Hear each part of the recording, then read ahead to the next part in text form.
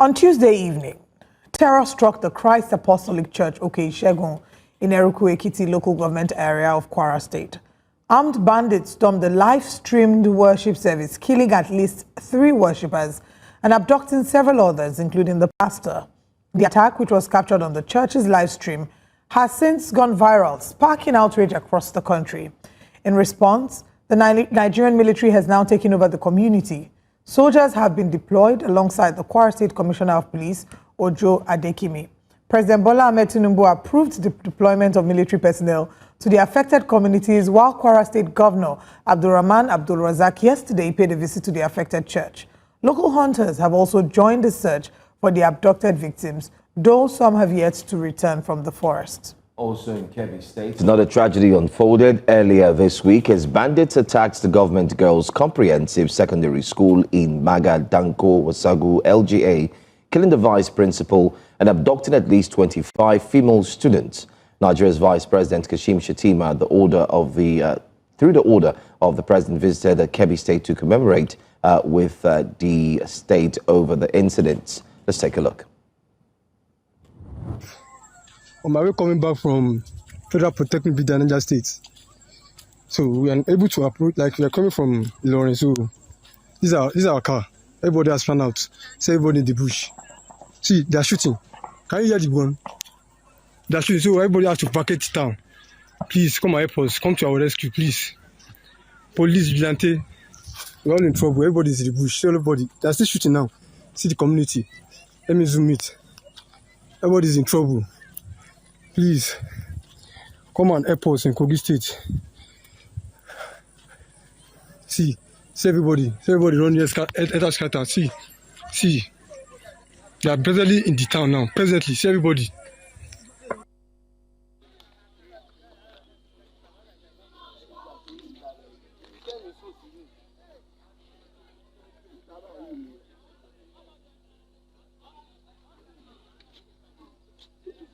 So boys are not smiling at all. I lie. I mean, you smile. So this is a live video in Eruku City. So pertaining to what really happened yesterday.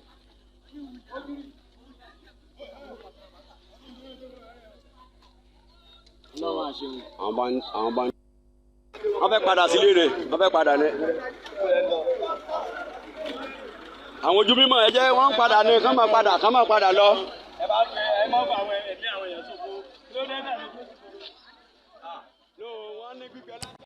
But what you see there are mature videos of residents in the state taking it upon themselves to find and take charge in terms of securing the people.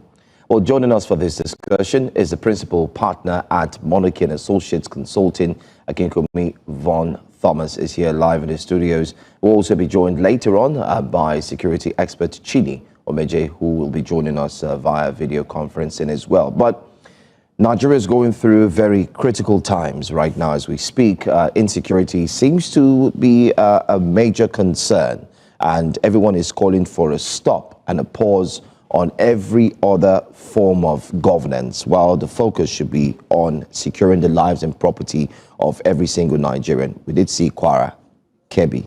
It's like it's starting to move and it's going round. As a security expert, I mean, a general was also killed, and we did see reports and stories from different quarters, also from the military and so on. What does this all mean for Nigeria's security? And also, what does this mean for every citizen right now?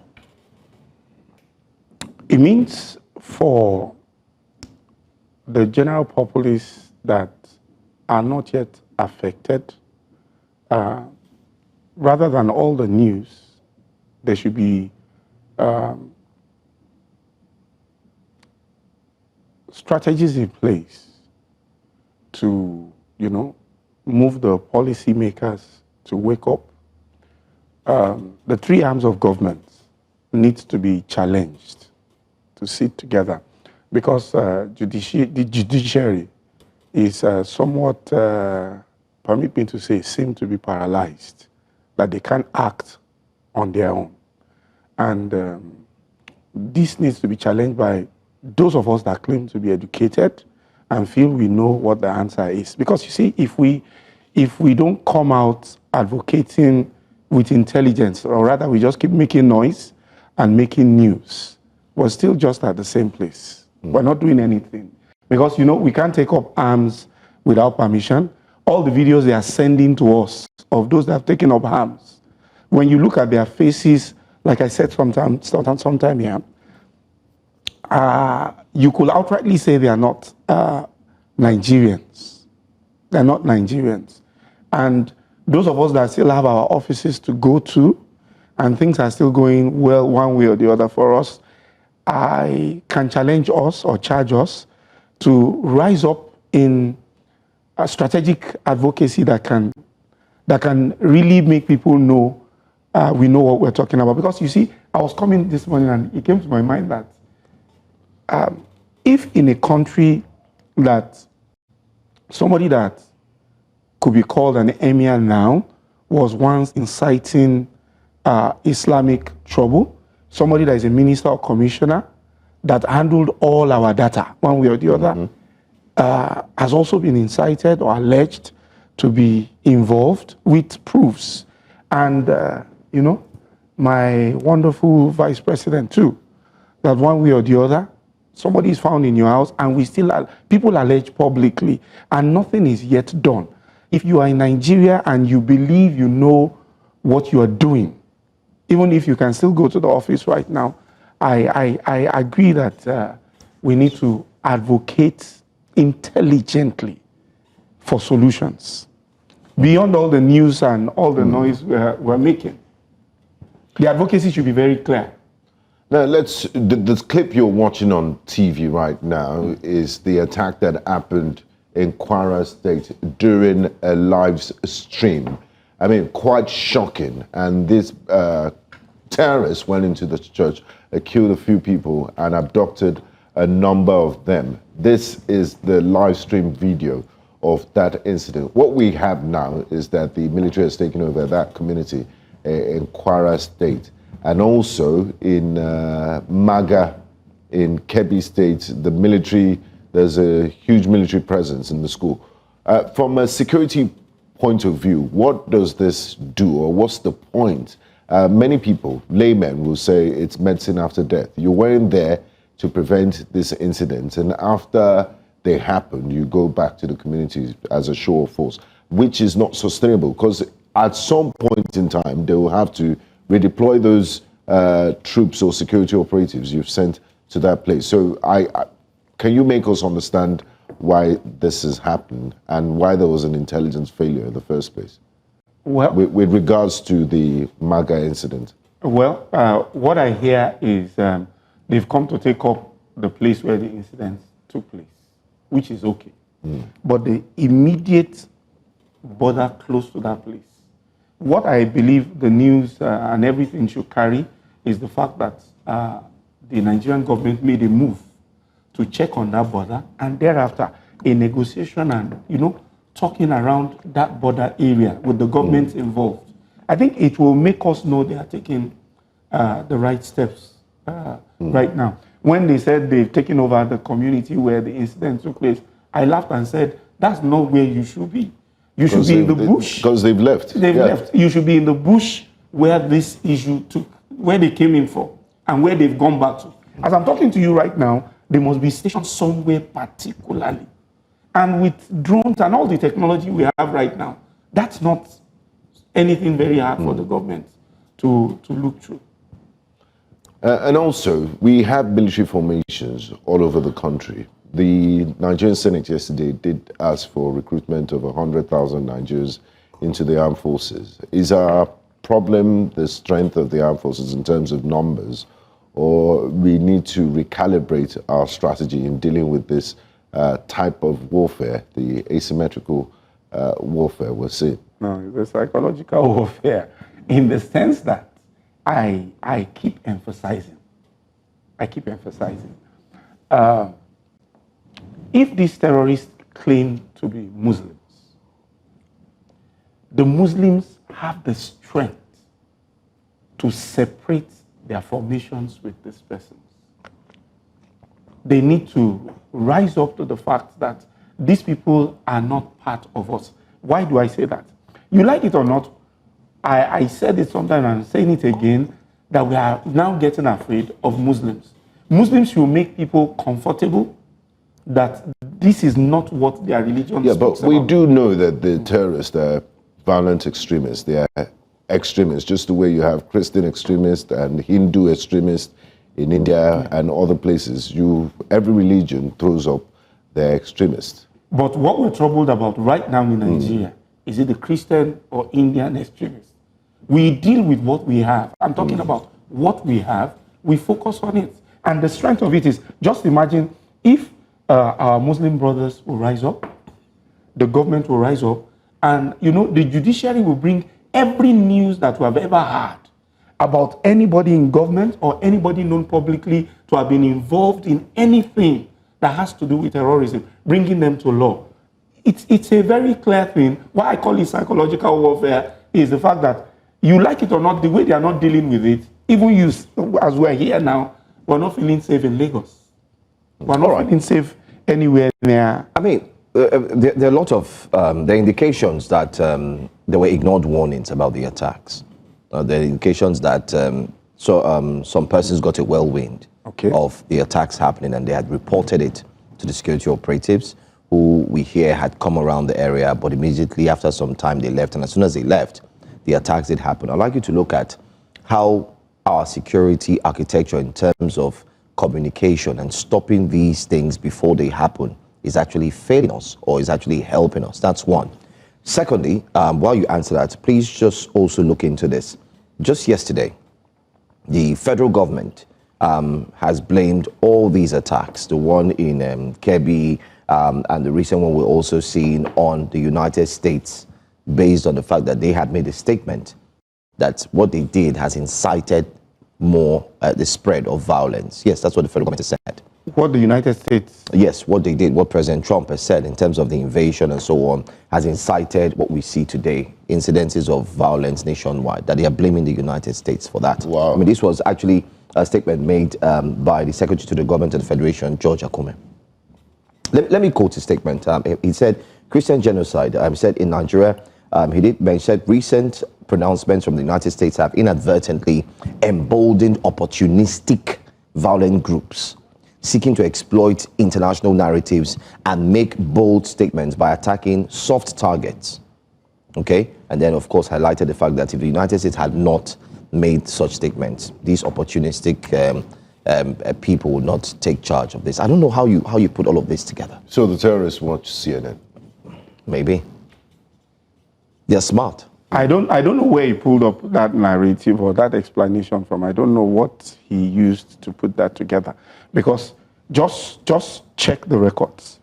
Before, during when the noise started with President Trump, and even now, the ratio of whatever it is, I don't see the difference of what is making him make that statement. Then for the fact, I think one of you started. The communication. Yes. The reaction of the fact that a general military officer was killed, for a show of force, there is a way the nation ought to react, which will also send a message that we know what we're doing. Absolutely. I stand to be corrected. If the military or the armed forces are given the charge of, look, let's take the fight to them. We want to have a cleanup of the whole nation. Are you telling me, even with the police, that we can't have a cleanup in this nation? We will. But there is a mix-up. You know, What is the mix-up? We have rumors that jihadists and armed forces, we have in the present government, we have sponsors of what is going on. Then we are confused with the fact that who do we trust with information and who is the person making a loop of our intelligence gathering. Some of my military colleagues, you know, when chatting and talking, you ask a statement which is, we get into a community. Okay. They are predominantly Muslims.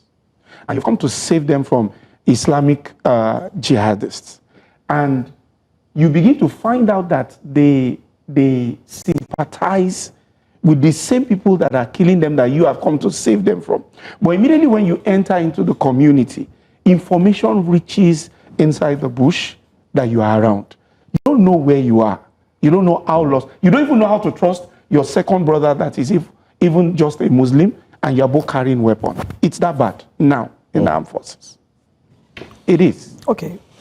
So what should be the next line of action in terms of body language response from the government? Because what we're seeing now is, it feels like there's more focus on politics, right? We're seeing the politicians. Denial. Yes, there's denials. If you watched the interview with Piers Morgan, for example, the Minister of, of Foreign Affairs, of course, when they asked him, what are the... Piers Morgan gave him figures as to the number of Christians that had been killed.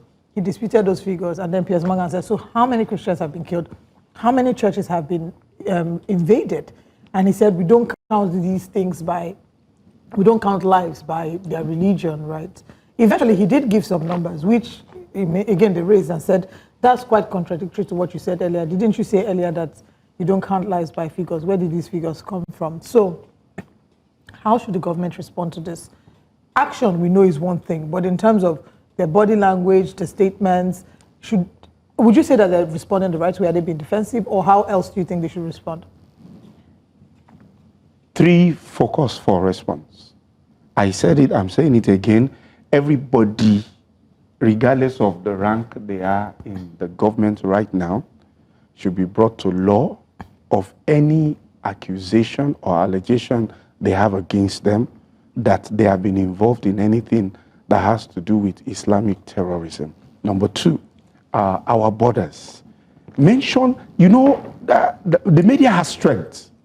Mention our border areas. Show us the action or the steps you have taken to secure the places. 3rd and last point. The states to which we suspect these people are coming in from. I'm going to land with a statement that we feel they are coming in from. Let's hear the negotiations you people are having. Look, I'm having problem in my country right now. And I know you are claiming you are not tolerating these same people that are invading my country. What can we do together? And what evidence we have that they're not Nigerians? Because at the beginning you mentioned that these people are foreigners. Maybe some of them.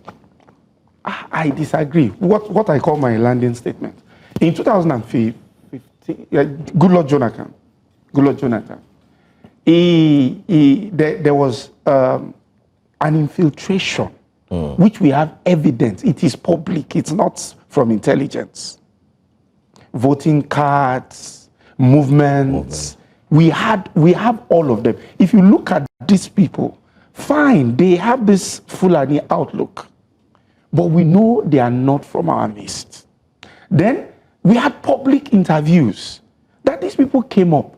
I mentioned 3. One particular one said, look, we don't have business with you. We don't have a problem with you. It is your government. If you Google it, it will come out. It is your government that is giving us weapons. The government should come out to confront that person or whichever society that is coming from. So if these people came in and we've heard that they were promised some things if they are allowed to vote and get ready to incite violence, should it be Goodluck Jonathan comes in or does not, just drop everything? When whatever promise was given to them failed, as in those that got into government wanted to continue government, and they said, look, we had a deal. These things are not big news. We had a deal that this is what you promised us. We should come, get ready to fight if you don't come into government. Moreover, you needed numbers. We came. Now you have gotten into government and you are on. You didn't expect this level of peace, but you have gotten it. Settle us. And if you don't settle us, we need to survive. That's where the business of banditry and every other thing came from. As I'm saying it is public. Let's bring in our second guest, the security expert, Chidi Omeje. Thank you so much for your time and joining us on Breakfast Central. My question to you is, looking at the security... Good morning. Looking at the security situation in the country at this moment, Is it possible to have a strategy to prevent attacks on soft targets such as schools and the kidnapping we witnessed in Nigeria?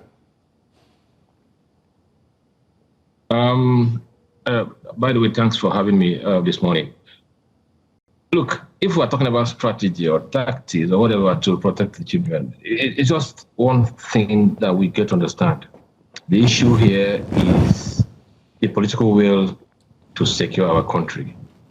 Look, the attacks on schools or any soft target as you identify is not different from attacks elsewhere. If you attack our troops, it's as terrible as attacking anybody because our troops are our line of defense. So what we do to ensure that these attacks are mitigated, that these attacks are stopped, or rather reduced to the barest minimum, I think that we need to, be very holistic in our analysis. If you want to do any root cause analysis of the security challenges in this country, you get to see a potpourri of factors that intermix of factors really that have given rise to this monster. But then, of course, you are asking me how do we go about it. We can go about it by, first of all, like I said, having that political will to say we want to stop this thing from happening. And if you talk about political will, it means that you're going to have a broad mind to deal with issues in terms of can I give orders and then the orders are implemented? Can I give enough resources to make sure that we have all that we needed to deal with the situation? Can we make resources available to ensure that we have more boots on the ground, more eyes in the sky, and more steel in our waters?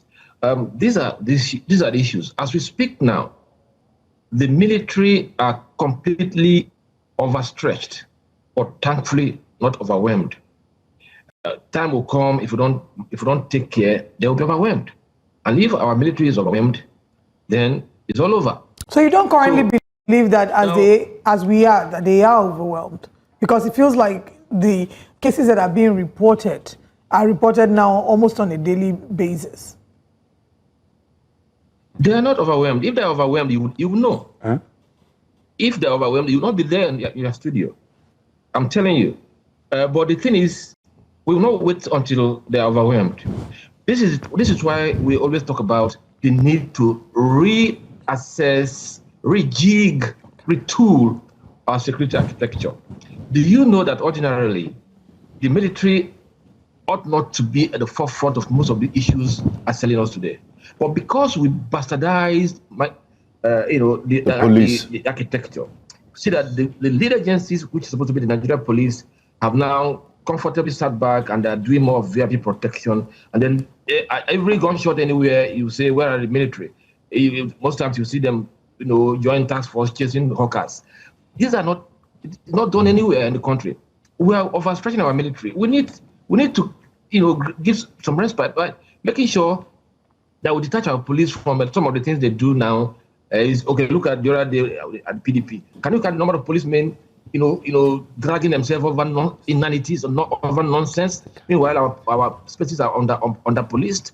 So it deploys so many policemen to all these politicians and their wives and their cronies, then leaving the whole job for the military. So what I'm saying is, we can even decide to say, okay, VIP protection. Let us have a special, let us train the civil defense specially for that job, so that the police can go back to their policing job. Anyway, back to the issue we're talking about. Look, I want to believe that the military is not overwhelmed, but they're overstretched. Okay. But we can help them. We can help them by increasing the boots on ground. We can help them to make sure we procure the needed weapons and platforms they need to do the job. Make sure that we can help them by having the political will to say, look, we are not going to pander with politicians. Anybody who is identified as having a hand in this thing or as a sponsor or whatever must be dealt with, no matter how highly placed. The other time we read a report where a particular minister is indicted, or has been indicted by media reports. How come those guys are not being, actually, investigated, or I believe get them away from our leadership role? So this is the political will I'm talking about. Anybody who has any item of complicity must be investigated thoroughly, so that we can see how we can cut off this monster. Yeah. All right. I want to ask you what your take is on the federal government's recent statement. But before that, the former Army General, talk about the Chief of Defense Forces, General Christopher Musa, who was just relieved of his duty, had made a very strong statement. And in that statement, he had talked about Nigeria building a fence around our territorial borders. He said it is possible. He was one of the people for a very long time who was championing this cause. And that's why the more reason some Nigerians were worried why he was removed so quickly, because what he was championing seemed to be reasonable. He talked about other countries who have done the same, where we would have built about 4,000 stretch fence to barricade our territorial borders and stop the smuggling of weapons and so on, and also stop these incessant killings. What's your take on that? Okay. By the way, he was not quickly removed. He has served more than 2 years, meaning that statutorily, if you go to what they call HETACOS, armed forces terms of service, 2 years is just about time for any service chief to serve and leave the stage. So let's not go that way. Then let me look. I did some work sometime early this year. We did what we call root cause analysis, and we identified a number of factors that have helped to sustain this insecurity. And chief among them, like you rightly pointed out, is the porous borders.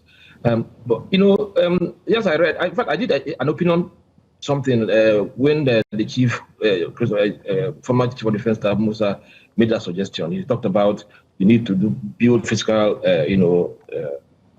walls across the border. But I don't know if the chief actually sat down to analyze the cost implication of such project. Do you know the thousands and thousands of kilometers of a borderline? Do you know the topography in those regions? They're going to build those walls. America needs, in all resources. I'm not sure they've been able to build walls across the entire border of the United States of America. So it's difficult. Look, these things are it's a textbook prescription as far as I'm concerned, because that will not be very possible in 40 years' time, in 50 years' time, even if we commit it, because we have contending priorities. So the best to do is to probably deploy more technologies, and then, to man some of those problematic routes, that have been identified, especially the one that borders over the Nigerian Republic. I mean, the ones that can give us access or propinquity to the Sahel region. So those are the problematic areas. But I understand what the chief was talking about, the former chief was talking about. I mean, he was more or less frustrated, because despite all the efforts of his gallant troops, every now and then you see this. Look, let me tell you also, around June or July also, I was embedded with the troops of the Nigerian Army at Sokoto State, a border town called Ilela. Then where we went with the troops to the front lines of the Lakaroa terror group attacks. We were there, about 2 or 3 journalists, senior journalists that we embedded the troops with. And we saw glaringly the issues at stake. Look, it is difficult, if you know the way Nigerians and Nigerian Republic are mingling in that place, it's difficult for actually to see who's a Nigerian and who's a Nigerian. And, these are the issues. It is very easy for weapons to exchange hands. It's very easy for these guys to sip in. The Lakaroa terrorists, of course, we all know that they began from the Nigerian Republic. But it was easy for them to simmer into a country, and then, they were able to establish themselves over time. So these are the issues. So border challenge is actually very, very key. How we're going to deal with it, I don't know, but I believe that what most countries are doing these days are introduce technology to probably, give you a good intel about what's happening along such areas. So for me, we have to consider the cost implication of trying to say you are going to build a wall over maybe about about 10,000 kilometers in our border with certain countries. So these are the issues. These are the challenges. Okay. Mr. Major, we'll look forward to have you again join us. I'm sure this is a developing story, and we'd like to continue discussing the matters on insecurity in Nigeria. I want to thank you so much for joining us via video conferencing, and hopefully, please keep your lines open so we can also reach you again. Your expertise is well appreciated. Thank you. Thanks for the opportunity. All right, just to wrap things up quickly in the studio here, your final take, what would you require that the security operatives do now? The president has cancelled his trip to South Africa and the G20 summit. What do you think should be done now? We deploy technology and special forces. We have special forces in Nigeria. We're not general troops. And if they equip them, we have special forces in Nigeria. If they equip them and they deploy technology, I believe we'll have answers. But what we're going through is a psychological war that is in place, and the strategy is beyond. We are all together facing the same problem. No, there is infiltration within our intelligence lines, and how we can sieve that out is to bring out clear actions. Judiciary, the government, everybody come out plain. Every accusation made, let's face it, and we begin to have the talk, rather than we talk about it and nothing is done. Troops should be deployed. Intelligence, ICT, everything should be in place, and we'll get answers. All right. Thank you so much for joining us here live. Thank you. It's a conversation, like we said, it's an ongoing conversation.